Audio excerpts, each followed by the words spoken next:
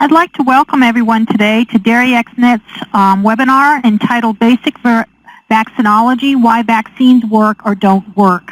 I'd first like to introduce myself. I'm Donna Emerald Phillips, Extension Dairy Specialist at the University of Kentucky and the Project Team Leader for DairyXnet. I'd like to go ahead and introduce today's speaker, Dr. Dan Grooms. He is a native of Central Ohio, where he grew up in a small commercial cow-calf operation. He received his BS degree in animal science from Cornell University, his DVM degree from The Ohio State University. Upon graduating from the Ohio State University, he went into private practice in Central Ohio for 5 years. He then returned to Ohio State and received his PhD in veterinary preventative medicine. Upon graduation, he joined the faculty at Michigan State University in the Department of Large Animal Clinical Sciences. He is currently president of the American Association of Bovine Practitioners. His extension and research activities have focused on the control and prevention of infectious diseases in cattle. He is also actively involved in beef quality assurance, bull breeding soundness exam programs, pre-harvest food safety, biosecurity, emergency preparedness, and farm security initiatives in his state. With that, we'd like to welcome today Dr. Dan Grooms for our webinar. Thank you, Dan. Thank you very much, Donna, and good afternoon to everybody that has joined us on here today. First of all, today's topic is we're going to be talking about vaccinology, basic things about why vaccines might work, and then also maybe more importantly, why they may not work.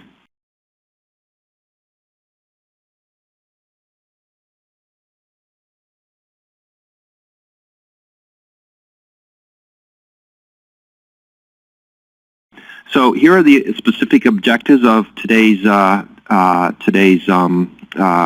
First of all, what we're going to talk about, first of all, is talk a little bit about what vaccines are. Then we're going to touch on different types of vaccines. I think it's really important that folks understand the different types of vaccines and the pros and cons between different types of vaccines. We'll spend a little bit of time about talking about why vaccines fail. And sometimes people want to blame everything on vaccines, and sometimes vaccines do not work like we would like to. So we're going to spend a little bit of time on talking about why they may not work as well as we would like.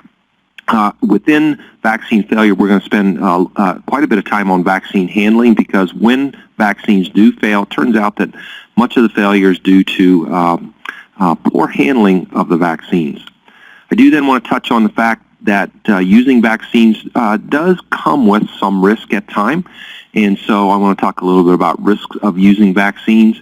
And then finally, I'm just going to spend a little bit of time on kind of the art of developing a vaccine protocol for an operation. There's more that goes into developing a vaccine program than just going to a catalog and selecting vaccines that you might want to use. So, start with, just want to remind everybody what vaccines are. And essentially, vaccines are substances that are designed to stimulate an immune response. So we're actually targeting an animal or a human's immune system so that immune system is actually able to respond to some type of a pathogen when it actually becomes exposed to it. So our goal here is to reduce the risk of a detrimental condition. So the substances that are given to stimulate the immune system are what we call antigens. And antigens are what the immune system, so the immune system in a cow or the immune system in yourself, are looking for in order to develop an immune response. And this immune response is not just a simple response. It's a very complex response to the antigen. And in fact, the response varies depending on the different type of antigens that are exposed to the immune system. So an immune response to a virus, it would be much, much different than an immune response to, let's say, a bacteria. So making sure that we have an effective immune response, a complex immune response to the different antigens, is incredibly important to have an effective response. One thing that you'll hear me say several times today is that no vaccines are 100% effective. There is no silver bullet in the way of vaccines where if we administer that vaccine, we can protect the animal 100%. And there's a variety of reasons for that, and we'll talk about that later. But one take-home point from today's lecture is that no vaccine is 100% effective in preventing disease. And then obviously the detrimental conditions that we're trying to prevent with vaccines include disease, so animals getting sick, different types of pathology, and ultimately, in some cases, the death of the animal. So those are the detrimental conditions that we're aiming for when we develop a vaccine program. So let's talk a little bit about different types of vaccines, because it's really, really important to understand the pros and cons and actually what different types of vaccines are trying to do for us. And up here on your slide right now are a variety of different types of vaccines. We're going to focus in on 3 of these actually, or actually 4 of these. We're going to talk about attenuated vaccines, which are also known as modified live vaccines. We're going to talk about killed vaccines. Let me pull up my arrow here. We're going to talk about killed vaccines. We're also going to talk a little bit about toxoids, just so people understand what the difference between a toxoid is versus a killed or attenuated vaccine. And then I'm also going to talk a little bit about autogenous vaccines, because often as I work with producers here in the state of Michigan as well as other states, I get questions about autogenous vaccines. The other vaccines on here are less commonly used, and so we're not going to spend time on those, but do understand, especially as technology advances, that in the future we'll probably start seeing more and more technologically advanced vaccines, such as recombinant vaccines, available for producers. Okay, so the first type of vaccine I want to talk about is called an attenuated vaccine. This is also probably more commonly known as modified live vaccines, or some people will refer to them as live vaccines. So it's really important to understand that these vaccines are actually live replicating organisms, whether we're talking about viruses or bacteria. But something has been done to that organism, that virus or that bacteria, to manipulate or reduce the ability of that virus or bacteria to cause disease. So that's where we get the word modified or attenuated. So they're actual live bacteria or live viruses that have been modified so that they have a reduced chance, and I don't say 0 chance, but I say reduced chance of causing disease. The important thing to understand about modified live vaccines or attenuated vaccines, that in order for them to work and stimulate the immune response that they were designed to stimulate, they must be able to replicate within the animal that they're given to. So if we give that modified live virus vaccine to an animal, that modified live bacterial vaccine to an animal, in order for it to work properly, it must be able to replicate. And we'll talk a little bit about why this can be problematic when we talk about vaccine failures. So advantages of attenuated or modified live vaccines. First of all, these types of vaccines most closely simulate a natural infection. So this makes total sense. If we give the actual organism that's able to actually replicate, it's a live organism, it's able to replicate within the animal, it's most likely to stimulate it's most likely to mimic a true natural infection, and obviously the type of immunity that develops is probably going to be a more effective one. This is really, really important when we're trying to stimulate immune responses to organisms that actually live within the cells of an infected animal. And this is really, really true for viruses. Viruses live within the cells and replicate within the cells of animals. And as it turns out, modified live virus or virus vaccines are much more capable of stimulating a response that's capable of controlling those. Another advantage is that adjuvants are not typically necessary to make the vaccines effective. And we're going to talk a little bit more about adjuvants here in a second. But essentially, adjuvants are things that we put in vaccines to help modify or improve the immune response from the vaccine. So in general, attenuated vaccines or modified live vaccines do not require adjuvants. And then the last thing from an advantageous standpoint is that modified live vaccines typically are cheaper than their killed cousins. Okay, so the example I have up here, Pyramid 5, which is a commonly used modified live virus vaccine. If you went to a catalog and looked up the price of a 10-dose vial of that vaccine, it's right now around $12, whereas its killed cousin for 10 doses is about $5 more. So on a dose-per-dose comparison, killed vaccines are typically more expensive than modified live vaccines. Some disadvantages. Well, given the fact that they are live replicating organisms, there is a potential for the organisms to cause pathology. Hopefully, the pathology, if it does occur, is much reduced.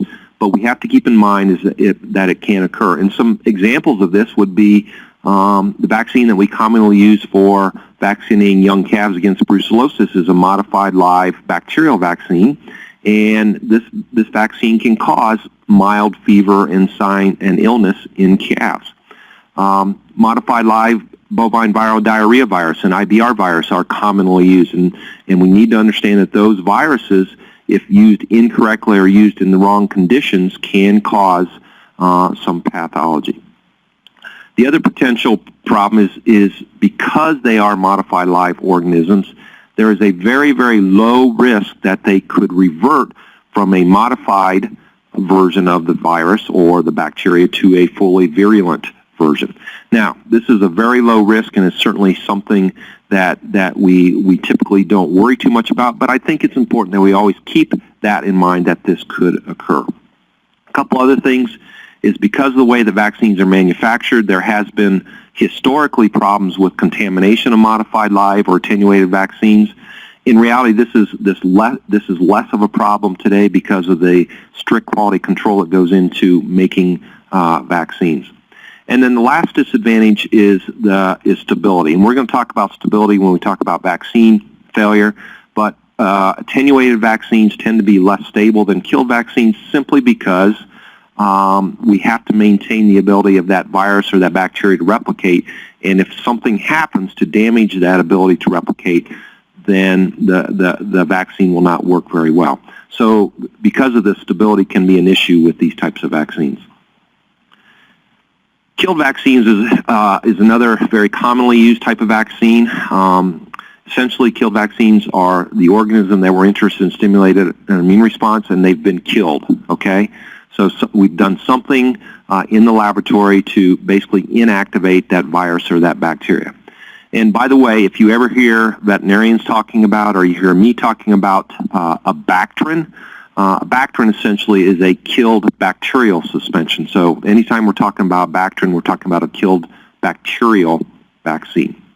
The key to killed vaccines being effective is that during the killing process of that virus or that bacteria, we actually maintain the antigenic integrity of that virus or bacteria. So basically, we kill the bacteria, we kill the virus, but we basically don't change the way the virus or bacteria looks to the immune system. So this is really important. If we change the way the virus looks when we kill it, or if we change the way the bacteria looks when we kill it, then that's going to reduce the chance of that killed vaccine in stimulating a good response. I will mention, and we're going to talk about adjuvants here in a second, is that often killed vaccines require adjuvants being added to the vaccine to actually stimulate a robust immune response. So adjuvants, real quick, are, as we mentioned, are things that are often added to vaccines to help stimulate an immune response, and also in some cases stabilize the vaccines. These adjuvants do not actually confer immunity. They just basically help to improve the response to that vaccine. There's a couple different mechanisms that are used, general mechanisms that are used. One is where we use oil adjuvants, which actually create a depot within the injection site. And so this depot, actually what it does is prolong the exposure of the immune system to the antigen. So basically you just create a depot effect that allows the immune system a longer time to recognize the antigen and then hopefully stimulate an immune response. The other type of adjuvant that is commonly used are what are called irritants. And common irritants include aluminum hydroxide, or in some cases some very low virulence toxins.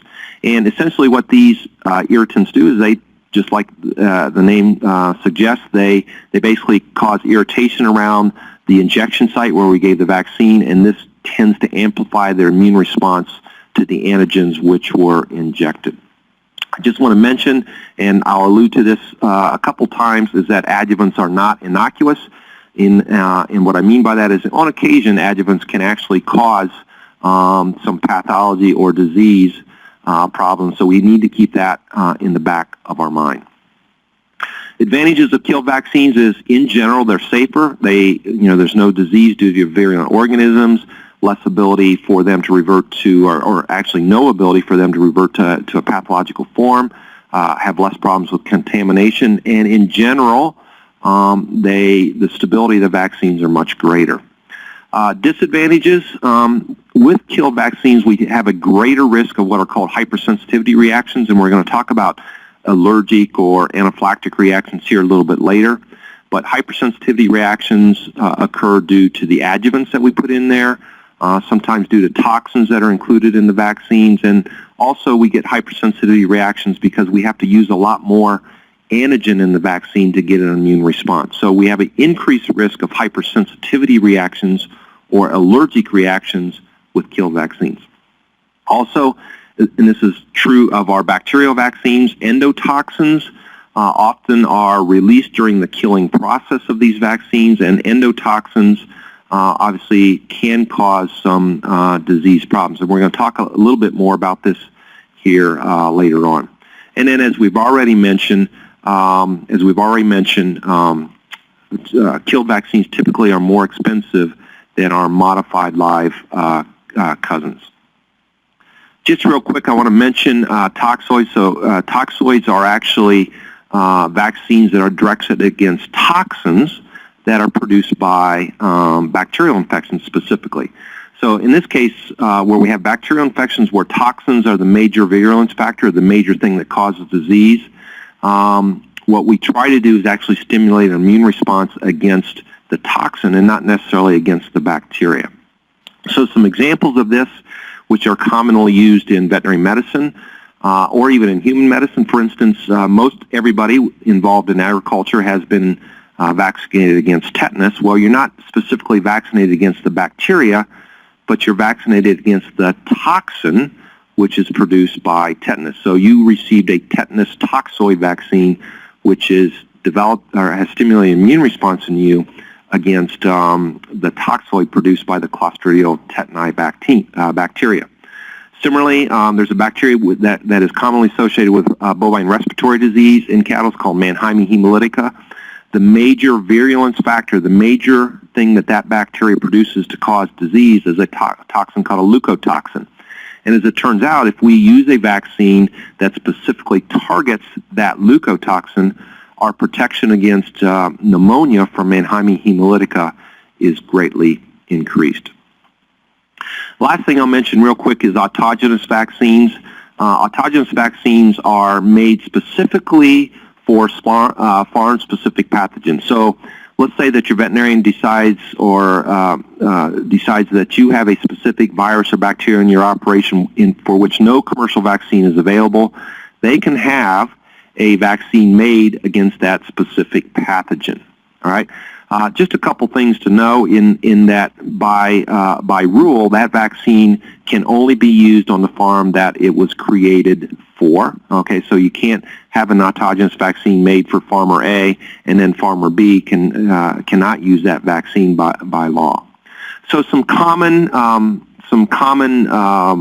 organisms that autogenous vaccines often are used against include Mycoplasma bovis, which is a bacteria that is associated with primarily respiratory disease in cattle, Clostridium perfringens, which is another fairly common gastrointestinal bacteria, and then Staph aureus, which most every dairy operation is familiar with as a cause of mastitis. There have been autogenous vaccine attempts being made to control that bacterial infection.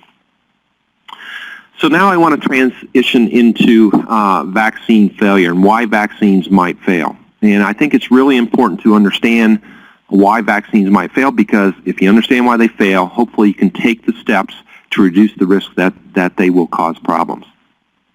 So again, I want to come back to this point is we need to remember that vaccines are not 100% effective. They are a tool to use in conjunction with other disease control tools in your overall disease control program. So you're using vaccines in conjunction with sanitation, in conjunction with biosecurity, in conjunction with good nutrition. It's one tool in your total toolbox for disease control. However, having said that, there are things that we can do to make sure that the vaccines, when administered, do what we hope that they will do. So let me back up here. I tend to break up why vaccines fail into two distinct categories. One is things that we do by incorrectly administering the vaccine, and then things that occur when we correctly administer the vaccine, but the vaccine still fails. So I'm going to talk about these two different kind of broad topics with respects to vaccine failure. So first one is where we incorrectly administer the vaccine. And folks, this all comes down to not reading the label directions, okay? Every vaccine comes with label directions, and those label directions were developed by the vaccine manufacturers to ensure that a proper or as efficient as possible vaccine response occurs, or immune response occurs to the vaccines, okay? And it amazes me how often people have not read the label of vaccines and therefore don't understand how the vaccine needs to be administered. So I would encourage everybody when using vaccines in their operation to follow or read the vaccine and follow the vaccine label recommendations.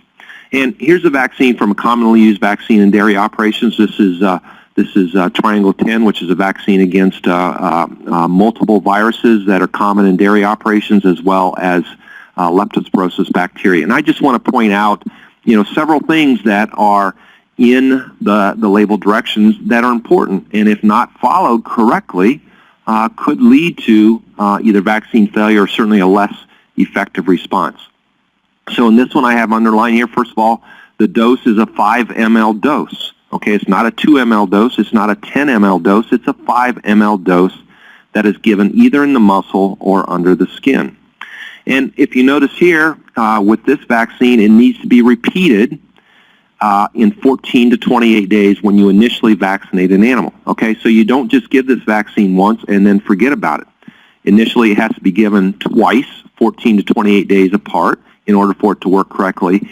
And then after that, the vaccine is given annually. Okay, the important thing with killed vaccines is that they need to be given twice initially. Another thing on the directions here for this vaccine is that calves vaccinated under 6 months of age should be revaccinated at 6 months of age. So in this case, the manufacturers recommend that if we start a vaccine program at less than 6 months of age, we almost need to restart it at 6 months of age. Okay, and this has a lot to do with the immaturity of a young calf's immune system, and the need to really start the vaccine program once that immune system has matured. And then just a couple other things down here under precautions. It talks about how you ought to store it. So it needs to be stored, in this case, at 35 to 45 degrees Fahrenheit, which is refrigeration temperature. We need to avoid freezing. And by the way, all vaccines, so you all know, have slaughter withdrawals on them.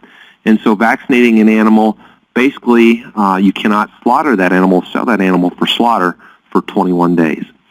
So bottom line is I would encourage you to follow the vaccine label recommendations as close as possible. Now I just want to talk real quick a case example of a dairy disaster that we recently were involved with, where people did not read the label and it ended up in a disaster. So this was a 150 cow lactating cow dairy farm here in Michigan that we got involved because of an acute outbreak of pneumonia in the lactating herd. We went out with students and did necropsies on several animals that had died, and the bottom line is the animals had died from severe, what was characterized as acute bronchopneumonia, and we found two organisms in the pneumonia. One was bovine respiratory syncytial virus, also known as BRSV virus, and the other was that actually should be Mannheimia hemolytica, which is that common bacteria that's associated with pneumonia. Of the 150 cows in this lactating herd, 45 of them died. okay? And in the control program that was instituted, we actually instituted, we treated the entire herd with ampicillin to try to quiet down the respiratory disease outbreak. And because of that long treatment with ampicillin, basically the herd lost milk production for 1 week. So as you can imagine, because of the basically third of the herd that was lost, plus the significant loss in milk production, this was a pretty significant economic blow to this operation. So this is just a picture of, number one, some of the cows affected by the disease up in your upper left-hand corner, and then a picture of the lungs from one of the cows that died from this pneumonia outbreak. So during the investigation, more importantly, we came in to try to figure out what had happened, and during our investigation, this is what we found. First of all, there was a recent purchase of a new bull to basically serve as their cleanup bull, and this was actually the first introduction of a new animal into this herd in over 1 year. So we suspect that this was probably the source of the virus, in this case BRSV, or even the bacteria that caused the disease. Most importantly is that this herd had been using a modified live viral vaccine that did not include bovine respiratory syncytial virus, so that BRSV virus.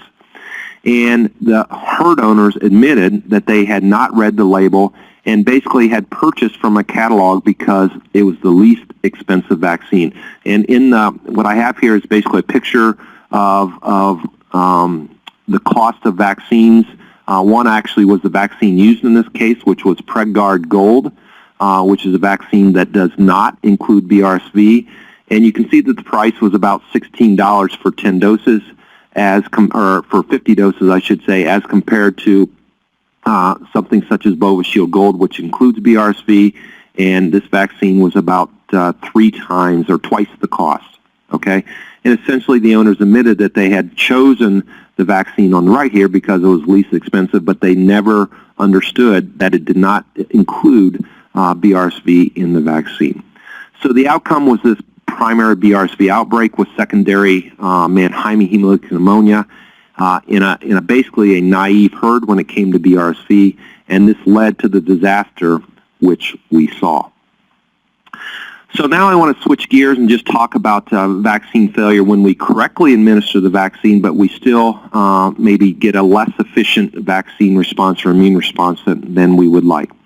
And the first one has to do with poor vaccine handling. And as I talk to pharmaceutical companies and ask what's the most common thing they see when it comes to what is expected as less than efficient vaccine response, it usually comes down to poor vaccine handling.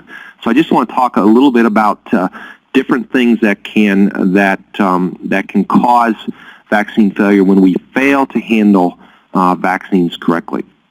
So again, let's all remember that vaccines are biological in nature, therefore they are sensitive to the environment. If we don't handle them correctly, then there's probably going to be damage to the antigens which are in that vaccine, and that's going to give the immune system less of a chance to respond to that vaccine. So bottom line is improper vaccine handling equals vaccine failure. So just some things to keep in mind. First of all, if you read the labels, all labels will say that vaccines need to be restored or stored at refrigeration temperatures, which is essentially 40 degrees Fahrenheit. And as I'm sure you all know, if you've been on many farms like I have, often the refrigerator that's in the milk house is often old, maybe a refrigerator that you're retired from the house.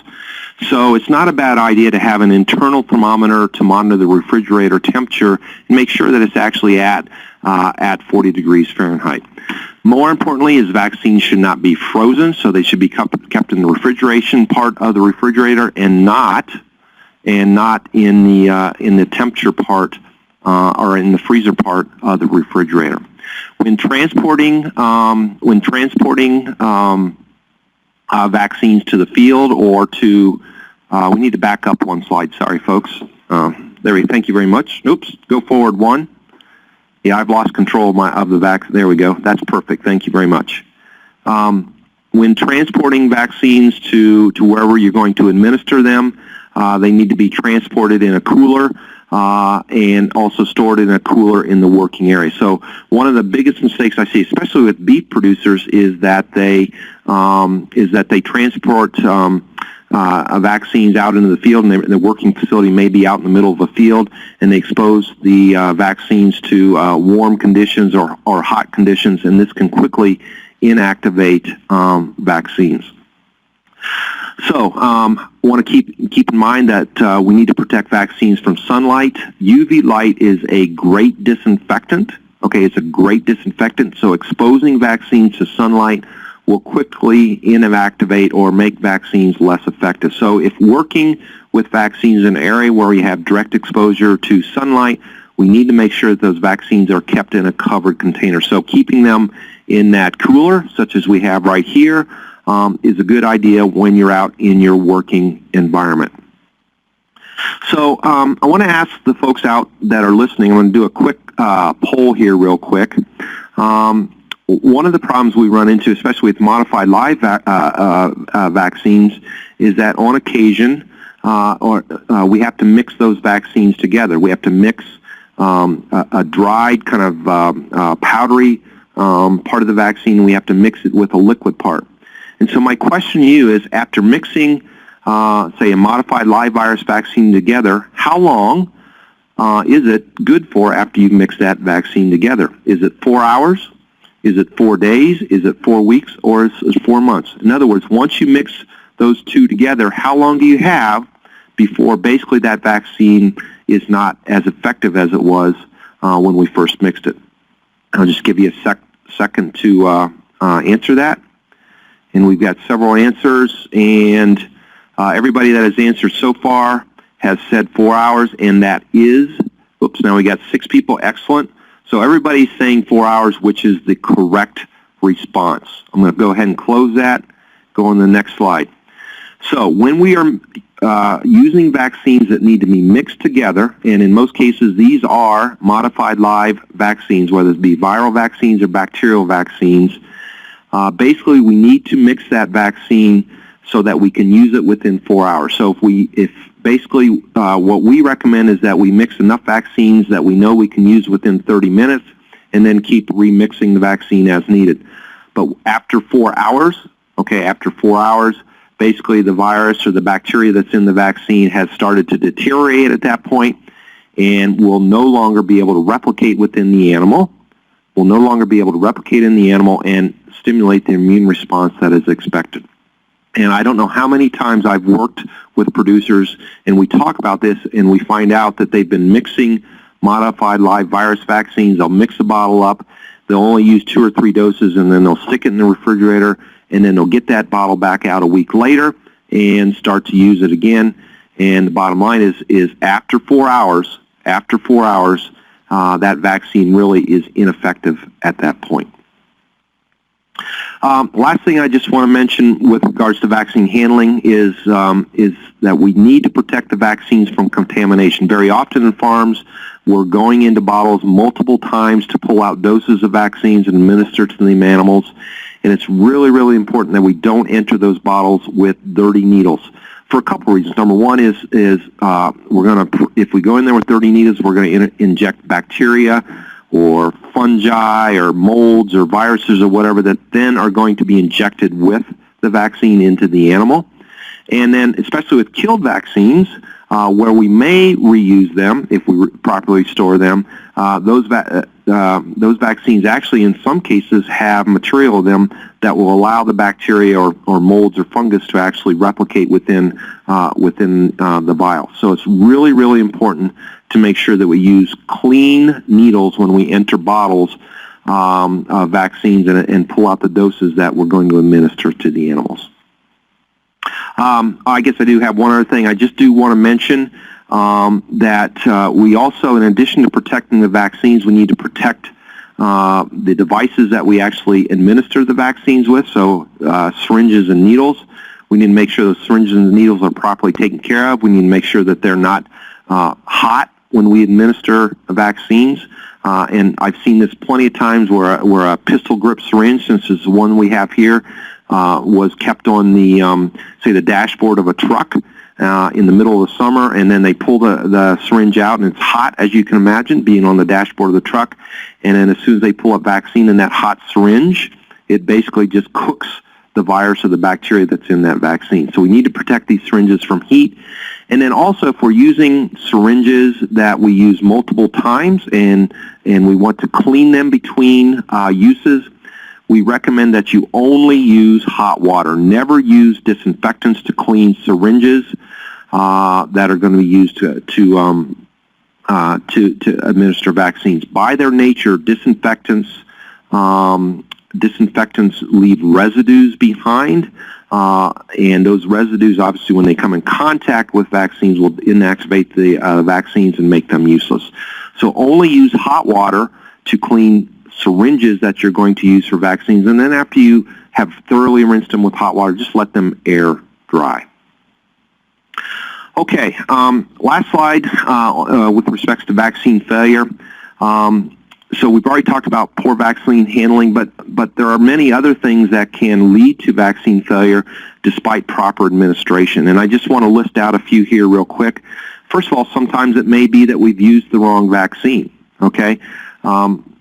As an example, if we want to be vaccinating animals against tetanus, most of our common clostridial vaccines, which tetanus is a clostridial bacteria, most of our common clostridial vaccines do not include tetanus in them, okay? You have to get a special vaccine, a special clostridial vaccine that includes tetanus in them to protect against tetanus, all right? So making sure you have the right vaccine is really, really important. Antigenic differences. In some cases, our bacteria or our viruses have so much diversity out in the field that our vaccines can't stimulate an immune response that can cover the diversity of different field strains that are out there. And a perfect example of this is bovine viral diarrhea virus. There are thousands of different strains of BVD virus that are circulating in the field. And to expect one vaccine to protect against all those different strains is really not realistic. It may do a really, really good job against some of the strains of BVD virus, but not so good a job against other strains. So antigenic differences can lead to less efficient vaccine efficacy. Vaccine timing or bad timing. Okay, so we give vaccines at the wrong time, and I think the perfect example of this is when we're vaccinating cows to protect against abortions or other fetal pathology. Okay, and when I see people giving vaccines to prevent abortions or other pregnancy wastage, and they're giving the vaccine halfway through pregnancy, I ask them, well, what did you do to protect against the first half of pregnancy?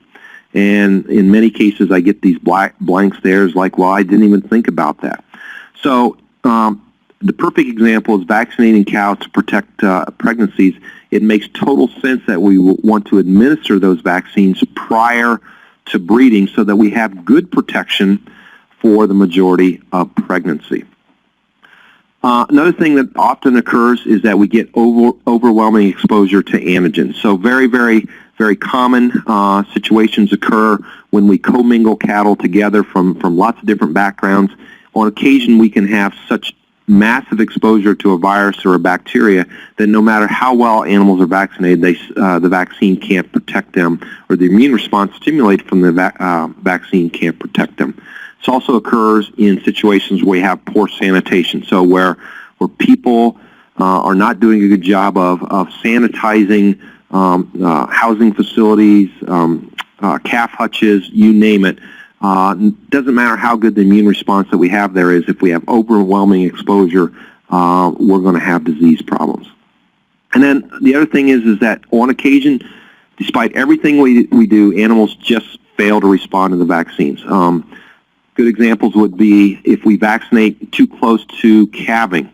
Around calving, we have what is called pre- and postpartum immunosuppression, and cattle aren't going to respond well to vaccines around the time of calving. Sometimes cattle just aren't genetically programmed well to respond to certain vaccines, and that's just a genetic issue, and it's something that occurs on occasion. Nutrition is another one, and we see this a lot, especially in beef operations where animals are in poor nutritional or have poor nutrition, especially during the winter, and they're just unable to respond well to vaccines.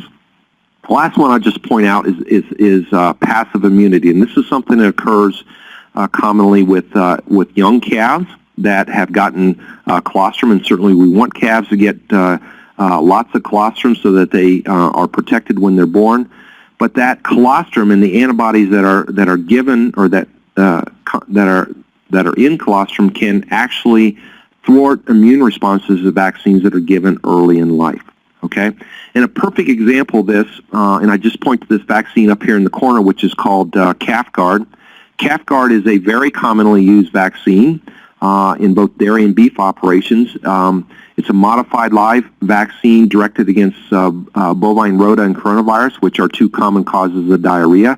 And this vaccine is used to help reduce the risk of calf scours.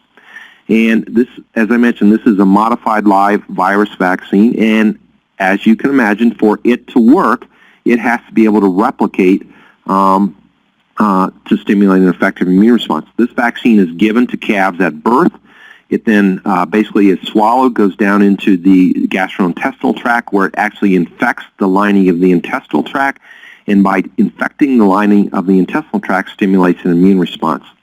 Well, for this vaccine to be effective, it has to be given before colostrum, because if it's given after colostrum has been administered, then basically the antibodies in the colostrum will inactivate this vaccine before it can ever replicate within the gut. So it's very common to hear people talk about the fact that they'll give their calves colostrum and then they will give their CalfGuard to the calf. Well, at that point, basically, the vaccine will be worthless and will not do the job that it was intended. So a tip is if you are using products such as CalfGuard, these need to be given at least 30 minutes prior to administering colostrum in order for them to have the best chance of working. Okay, I'm going to talk real quick about vaccine risks, because vaccine risks are certainly something that we need to keep in mind. First of all, always keep in mind that vaccines will cause lesions when given, okay? So they're going to cause a lesion whether we give them sub-Q or IM.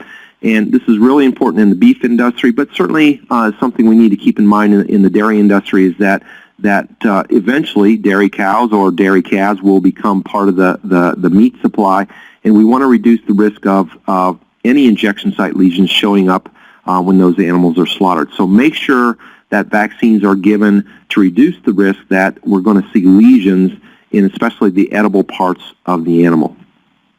We talked earlier about the fact that vaccines can lead to what are called type 1 hypersensitivity, or also known as anaphylaxis or allergic reactions. So we need to keep this in mind. This is especially common, or more common, I should say, with our bacterial bacterins. So one thing that we can do to reduce first of all, let me talk about the signs that we see with anaphylactic reactions. First of all, they occur almost immediately after after vaccines are administered, and to as long as 30 minutes later. So usually within the first 30 minutes of administering a vaccine, we'll see anaphylactic reactions. They typically cattle present as acute respiratory distress, so you'll see animals just having very difficulty in breathing after administering the vaccine. May also see muscle tremor, salivation, and then very commonly the cattle will basically collapse because of this reaction. So anytime you see any of these types of clinical signs after administering a vaccine, the animal is probably having an allergic reaction or an anaphylactic reaction to the vaccine. Basically, the treatment, or the most common treatment that is recommended, is epinephrine. And so in large operations, we typically recommend that farms keep around epinephrine to administer to any animal that is showing signs of an anaphylactic reaction. And on your slide here basically is what we would use. If we would basically use a 1 to 1,000 dilution of epinephrine. And if we can get into a vein, we'd use 1/4 to 1/2 cc per 100 pounds. So if you have a 1,000-pound cow, you're basically going to use 5 cc's. Or If you can't get into, say, the jugular vein, then we can give 1 cc per 100 pounds either in the muscle or subcutaneously. So look out for anaphylactic reactions. Anybody that's worked around a lot of cattle over the years and given lots of vaccines probably has seen an anaphylactic reaction. I also want to mention the fact that endotoxins are a problem that we see commonly with what are called gram-negative bacterins. So endotoxins are actually toxins that are part of the cell wall of bacteria.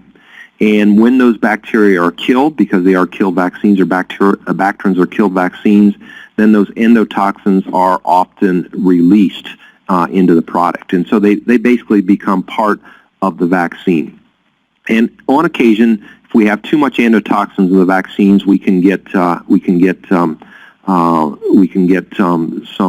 poor outcomes, including anaphylactic reactions. Sometimes we can get calves that just get sick, they get fevers, they don't feel well. If we're giving these vaccines to pregnant cows, we can get abortions. And then people often talk about decreased milk production that occurs after using bacterins in lactating cows. So in almost all cases, these results are due to endotoxins. So one way to reduce the risk of endotoxins causing major problems is to limit the number of gram-negative bacterins given at any one time to 2 bacterins at a time. Okay, so we don't want to give 3 vaccines at one time that have gram-negative bacteria in them. Okay, so we can, and that really reduces the risk of any of the poor outcomes that we have mentioned here.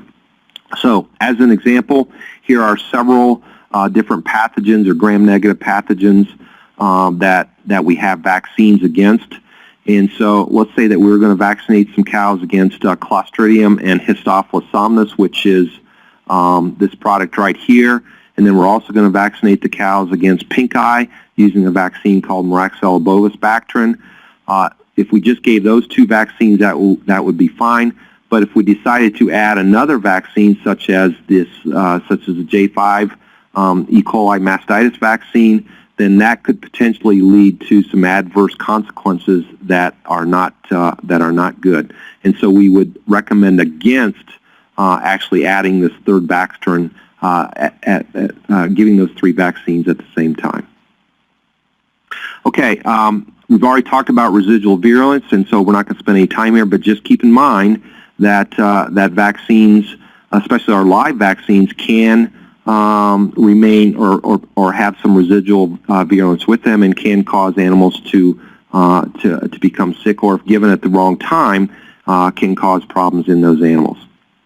And then the last thing I just want to mention, so most of the vaccine risks we've talked about so far have to deal with the animal, but I do want to mention, since is that vaccines on occasion can cause problems in humans if we accidentally inject ourselves, and we need to keep this always in mind. In fact, on that label that we talked about earlier, all vaccines on their label will talk about what should happen should you accidentally inject yourself with the vaccine. And 2 of the most famous ones for causing problems in humans are the vaccines against Banks disease or Brucella abortus, and then also Johne's disease vaccines. And in fact, this picture here is a picture of the finger of a gentleman who accidentally injected himself with a Johne's vaccine, and essentially led to the necrosis of the end of his finger. So vaccines need to be taken seriously with respects to human health as well as cattle health.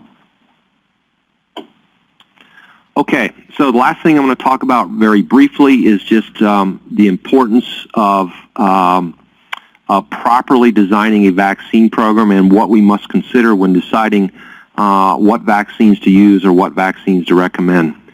And I just really have one slide here, and I just want everybody to understand that designing a vaccine program requires lots of different things to be thought about, okay?